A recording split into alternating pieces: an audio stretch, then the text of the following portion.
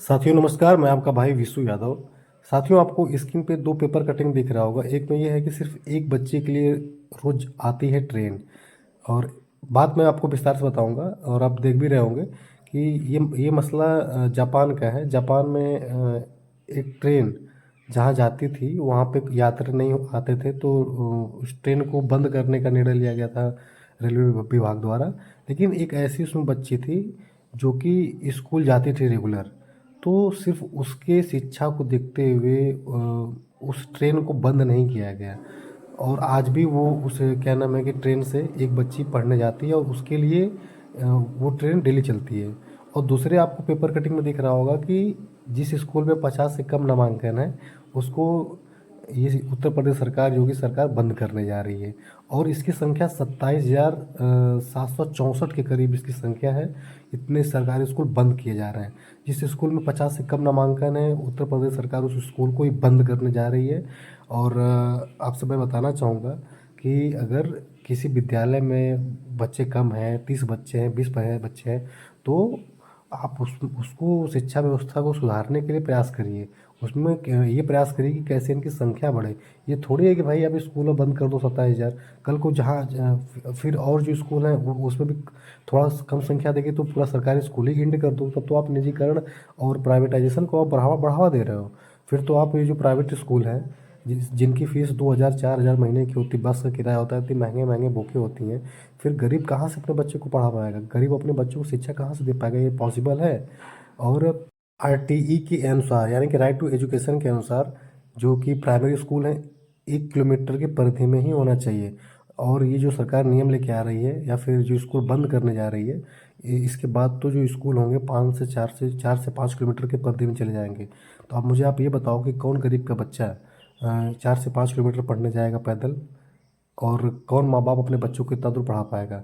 जहाँ पे शिक्षा का भाव है और जहाँ के लोग अभी जागरूक नहीं हुए हैं, तो सरकारी स्कूल पास में होता है तो बच्चे कुछ नहीं तो मिड डे मील योजना, यानी कि खाने के नाम पे, या फिर कपड़ा मिल रहा है और बहुत सारी सुविधाएं जो मिलती है उसके नाम पे गरीब का बच्चा पढ़ने जाता है। कम से कम इसीलिए तो ये सब योजनाएं शुरू की गई कि नहीं, खाना बन रहा है तो खाना मिलेगा, तो गरीब के बच्चे वहाँ पढ़ने जाते हैं कम से कम खाने के लिए।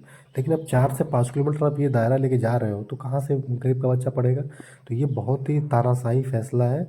और अभी आप देखेंगे कल मायावती जी ने इस मुद्दे को उठाया, चंद्रशेखर रावण जी ने इस मुद्दे को उठाया, और आम आदमी पार्टी की तरफ से केजरीवाल जी ने भी इस मुद्दे को उठाया था। एक बात और मैं कहना चाहूँगा साथियों कि जब शिक्षा मंत्री जी विदेश से पढ़ के आए हैं तो फिर विदेश जैसा नियम क्यों नहीं पालन कर रहे? आप देख रहे हो कि जापान में एक बच्चे के लिए ट्रेन तक चलाई जा रही है और उसकी शिक्षा पे कोई असर नहीं पड़ने दिया जा रहा है। दूसरी तरफ आप देख रहे हो कि स्कूल बंद किए जा रहे हैं, 27,000 के करीब सरकारी स्कूल। तो ये बहुत ही गलत फैसला है, सरकार को इस पर पुनर्विचार करना चाहिए। और जितने भी विपक्षी पार्टियां हैं उनको धरातल पर उतर के, जितने भी शिक्षक संगठन हैं उनको धरातल पे उतर के काम करना चाहिए। और इसमें जो डीएलएड बीटीसी के लाखों छात्र हैं इसमें से खुल कर साथ देने के लिए तैयार हैं।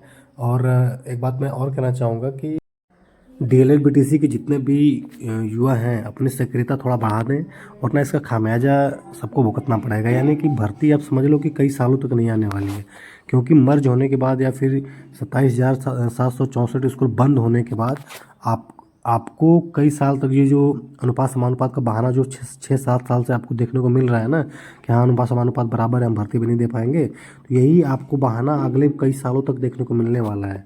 इसीलिए मैं आपसे अपील करता हूँ, सरकारी स्कूलों के वजूद के साथ साथ डीएलएड बीटीसी टेट सीटेट पास लाखों युवाओं का भविष्य खतरे में है।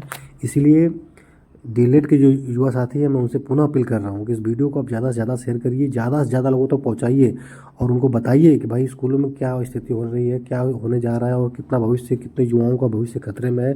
अपने सांसद, विधायक, मंत्री सबसे मिलना शुरू कर दीजिए, वरना अब भी आप लोग नहीं जाएंगे तो फिर कहने को सिर्फ यही रह जाएगा कि अब होए क्या पछता जब चिड़िया चुग गई खेत। तो साथियों, मैं आज से नहीं, जब से ये स्कूलों को बंद करने की परंपरा शुरू करने वाली थी सरकार, तब से मैं आप लोगों को जागरूक कर रहा हूँ।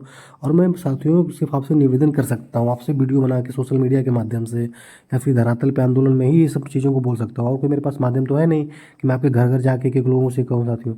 तो अगर आप तक वीडियो पहुँच रहा है तो उसको आप शेयर तो कम से कम कर दीजिए, सारे ग्रुपों में शेयर करिए, ताकि आपके माध्यम से अगर 10 लोग भी जागरूक हो जा रहे हैं तो बहुत बड़ी बात होगी। बाकी साथियों आगे जो भी अपडेट होगा मैं आपसे साझा करता रहूँगा, लेकिन आपसे मैं पुनः अपील कर रहा हूँ कि आप लोग थोड़ा सा अपनी सक्रियता बढ़ा दीजिए। और अगर आप कहीं लिख बोल नहीं पा रहे हैं तो कम से कम जो लोग लिख रहे हैं, बोल रहे हैं या फिर वीडियो आप तक पहुँच रहा है तो उसको आप शेयर करिए हर ग्रुपों में, ताकि एक्टिव लोगों को, अगर हम ही आप शांत हो गए तो कोई हमारे लिए और आपके लिए बोलने वाला नहीं है। हम आप सक्रिय रहेंगे तो नेता भी हमारा साथ देंगे, मंत्री भी हमारा साथ देंगे, मीडिया भी हमारा साथ देगा। बाकी ठीक है साथियों, जो भी बातें मुझे आपसे कहनी थी सारी बातें तो हो ही गई लगभग में। और आगे जो भी अपडेट होगा मैं आपसे साझा करता रहूँगा। तब तक जुड़े रहिए अपने भाई के चैनल विश्व यादव डीएलएड से। Thank you so much.